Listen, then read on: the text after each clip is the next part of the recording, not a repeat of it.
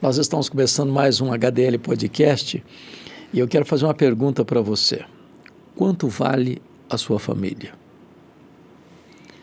Nunca, nunca, nunca desista da sua família. Ela não é perfeita, como a minha também não é, mas é a família que Deus lhe deu, é a família que você tem. Então invista nela, cuide dela, nunca desista dela. Hoje eu quero conversar com você sobre esse assunto e quero trazer à sua memória esclarecida um dos textos clássicos da Bíblia que tratam da matéria, que é 1 Samuel capítulo 30. Ali nós vemos uma crise aguda de uma família. O sogro quer matar o genro. Quer um problema maior que esse? O sogro é o rei Saul. O genro é Davi, o candidato ao trono.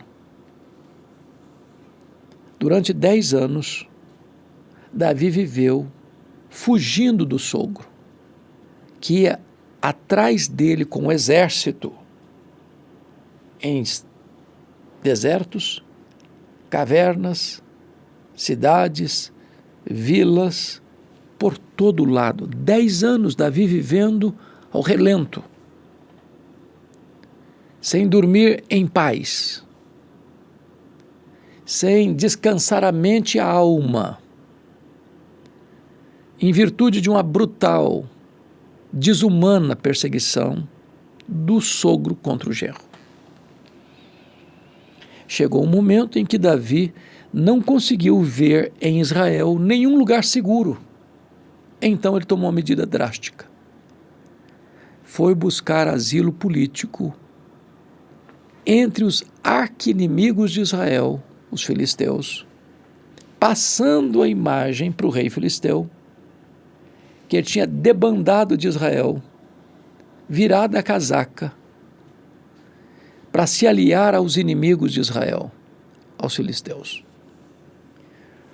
A sua ludibriação logrou êxito, e o rei Aquis acreditou nele. E estabelece para ele a cidade de Ziclag como sua cidade de refúgio, para ele, para os 600 homens que o acompanhavam e suas respectivas famílias.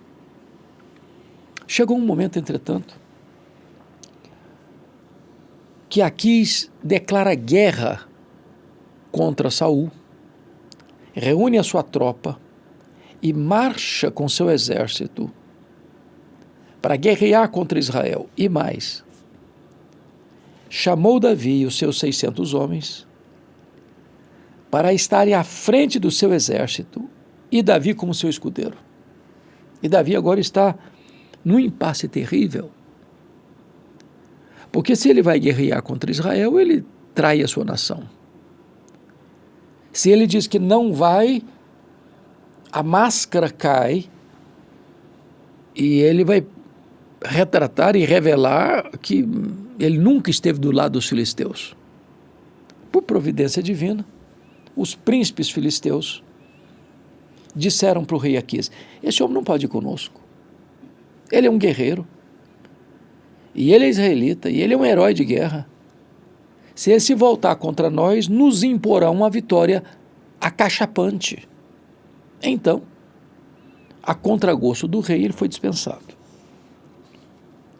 Quando ele e seus homens retornam à cidade de Ziclag, onde estavam suas famílias respectivas, constatam que a cidade tinha sido atacada pelos terroristas do deserto, os amalequitas, e que a cidade tinha sido saqueada, queimada e ferida,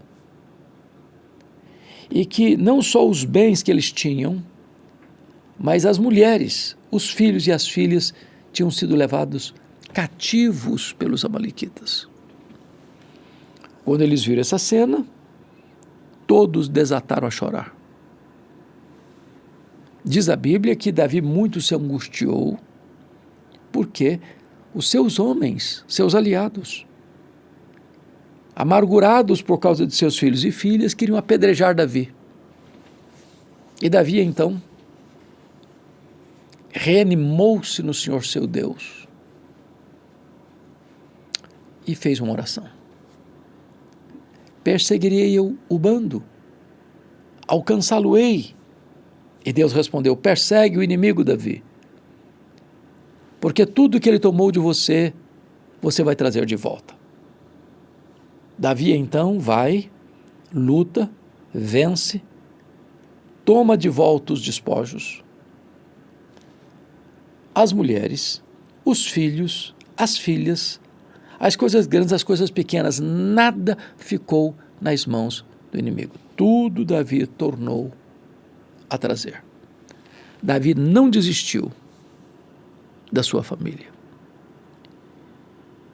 E eu gostaria então, diante deste episódio, desta narrativa bíblica, de trazer à sua memória esclarecida algumas lições.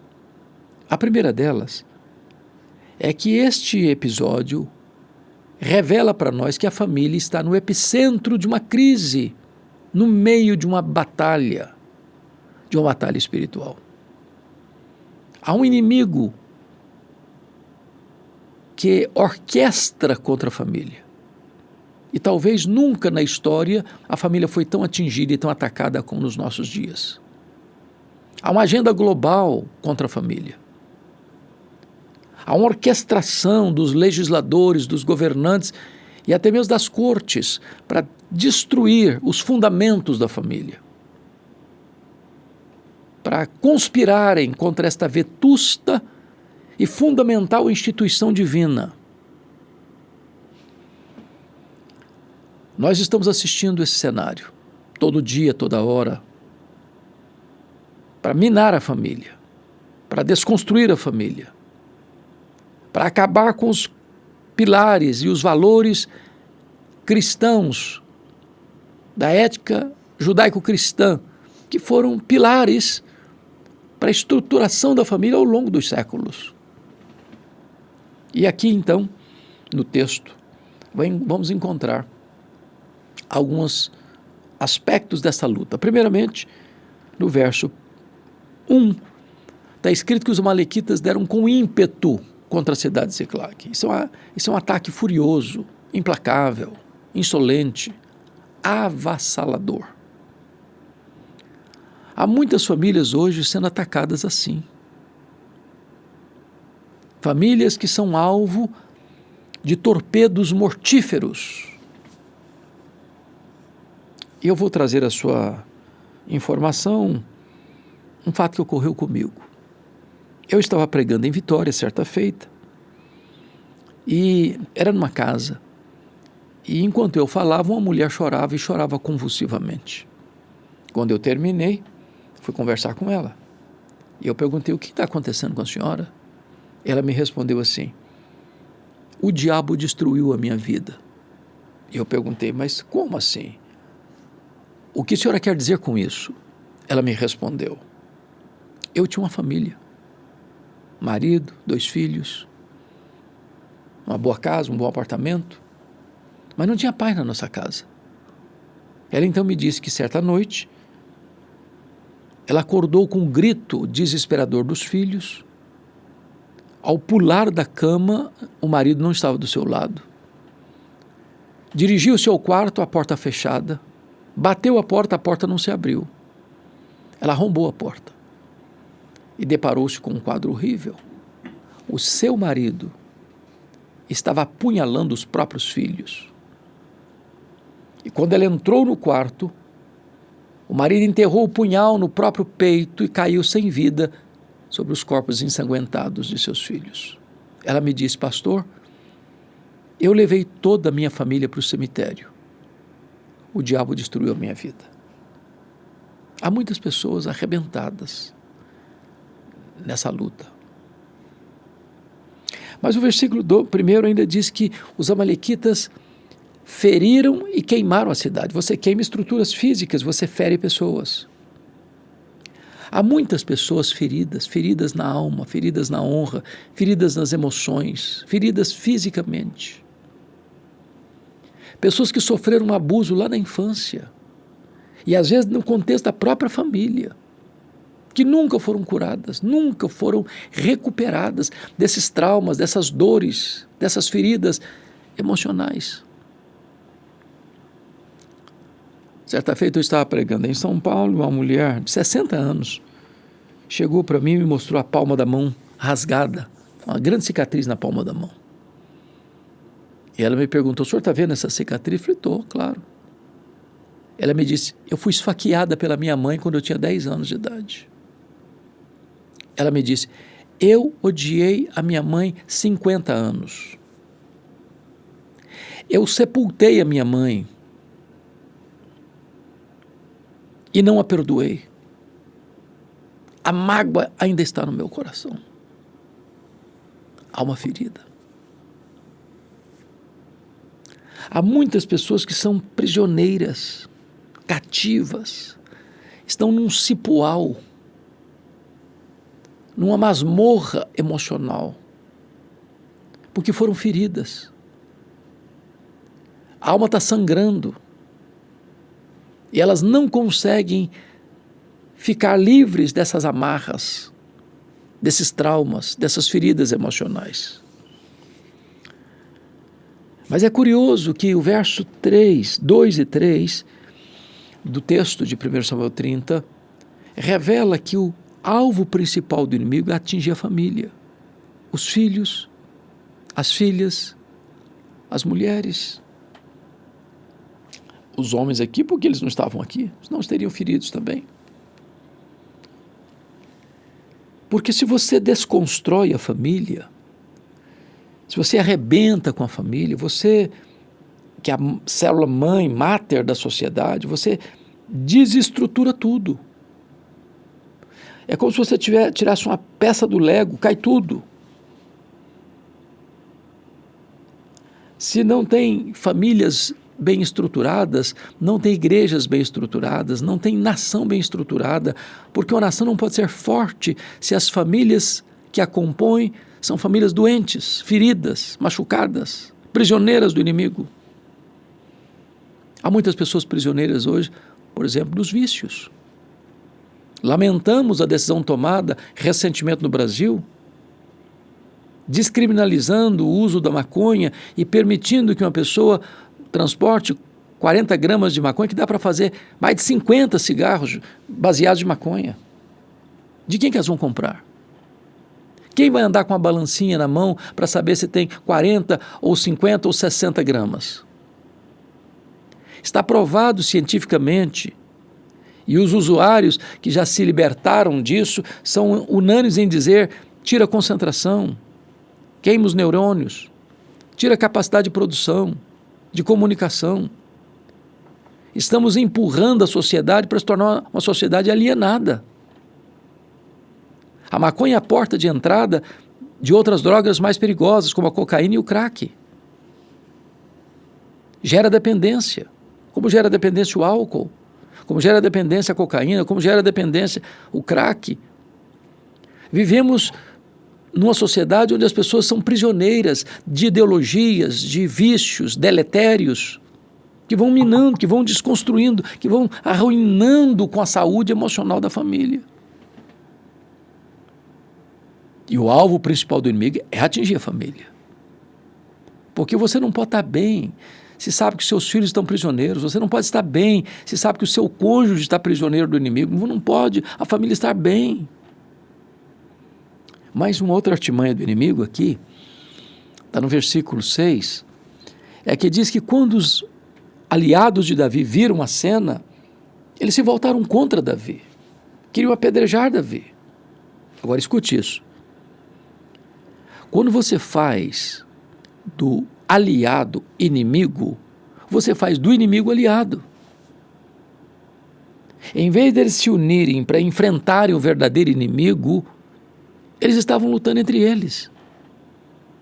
E às vezes essa é a realidade do lar, da família, porque o marido acusa a mulher acusa o marido, os pais acusam os filhos acusam os pais, e a família vira um pé de guerra, quando na verdade a família precisa se unir para enfrentar o verdadeiro inimigo. A nossa luta não é contra carne e sangue, mas contra principados e potestades, contra dominadores deste mundo tenebroso, contra forças espirituais do mal nas regiões celestes.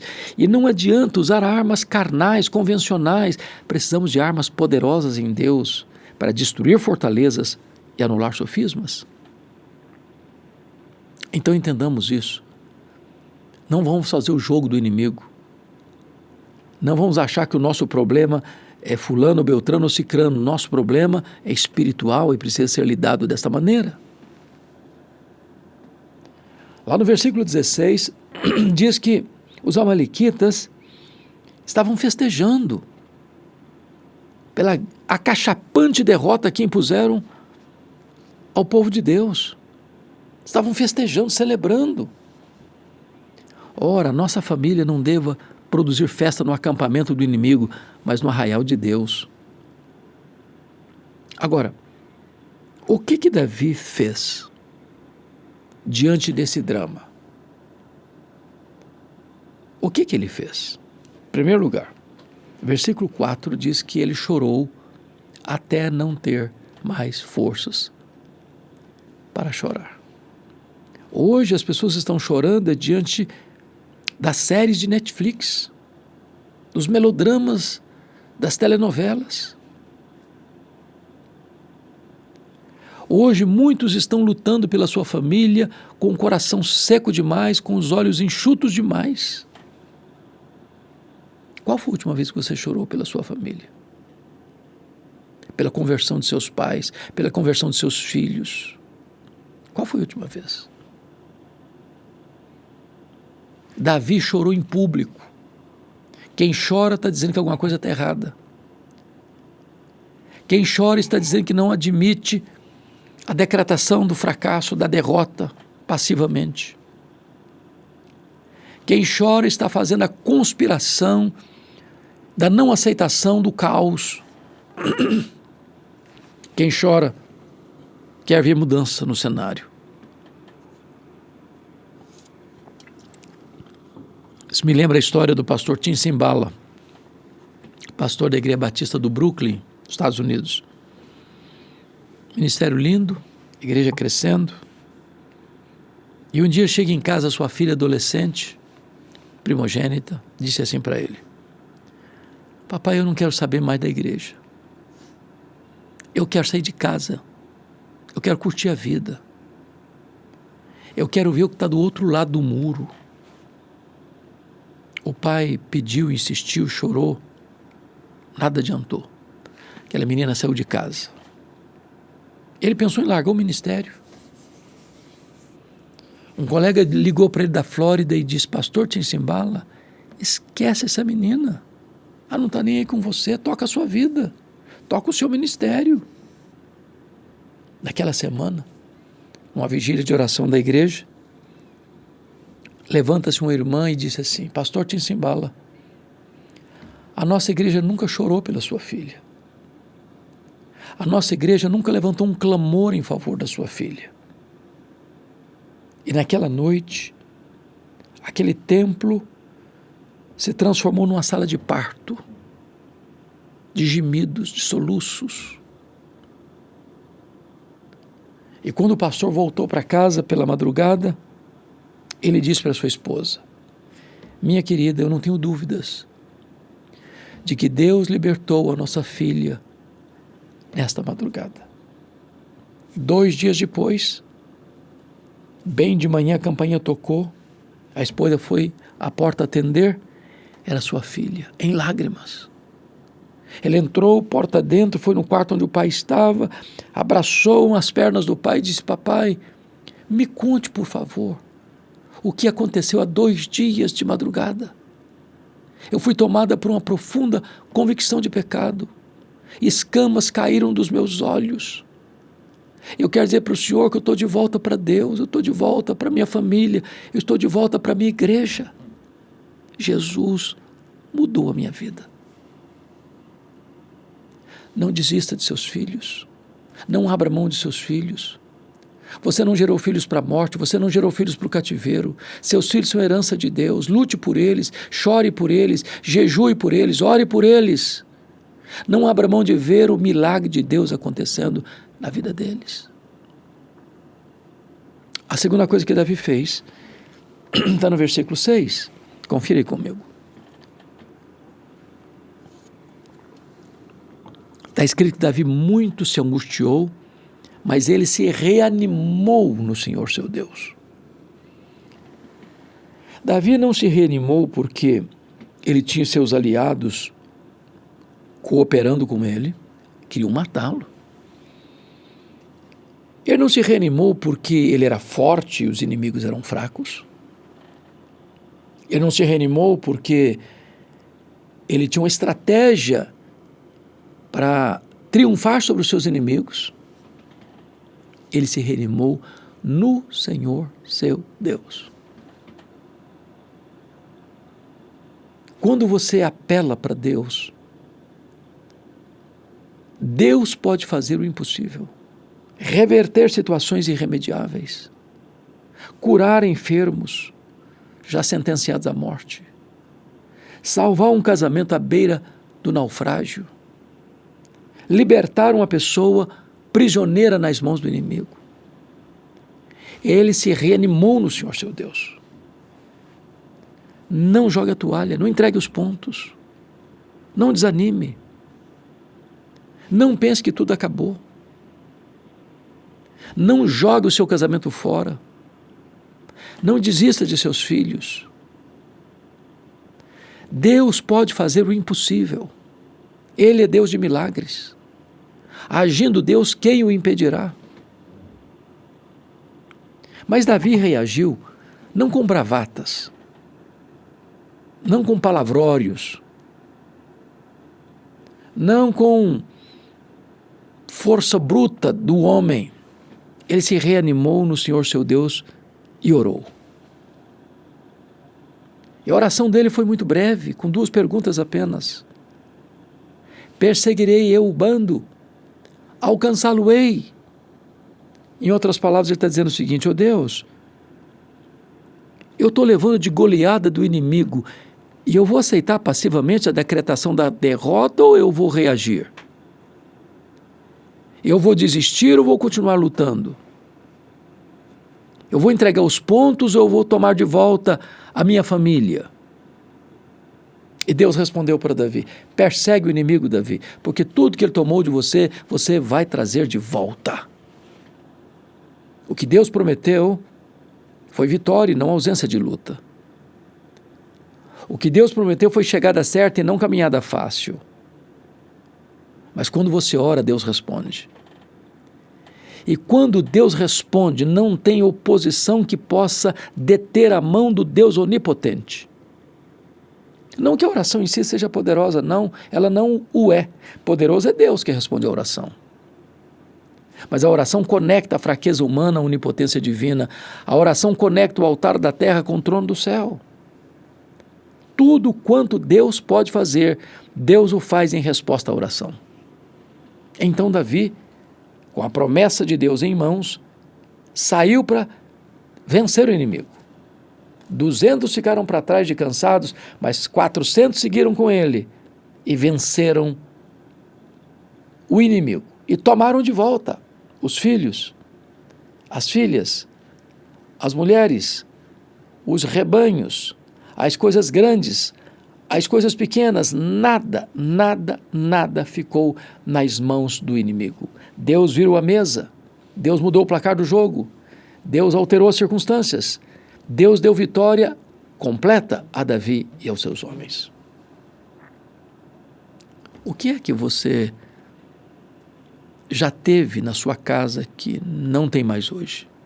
Foi tirado, foi roubado, foi saqueado. O diálogo,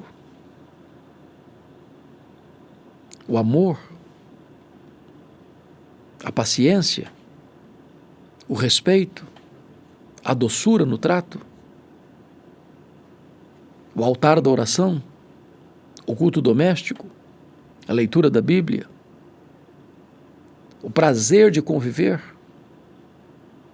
Está na hora de você tomar de volta tudo aquilo que um dia Deus lhe deu. Não abra mão da vitória. Não desista da sua família. Deus pode fazer coisas surpreendentes. Deus pode trazer a poesia de novo no seu coração. Deus pode lhe dar perdão diante das falhas do seu cônjuge. Deus pode reavivar no seu coração o sentimento. Deus pode restaurar aqueles que estão caídos. Deus pode libertar aqueles que estão cativos. Deus pode abrir os olhos àqueles que estão cegos. Deus pode tirar o tampão dos ouvidos àqueles que têm ouvido surdo para a voz de Deus. Deus pode fazer um grande milagre na sua vida e na sua família.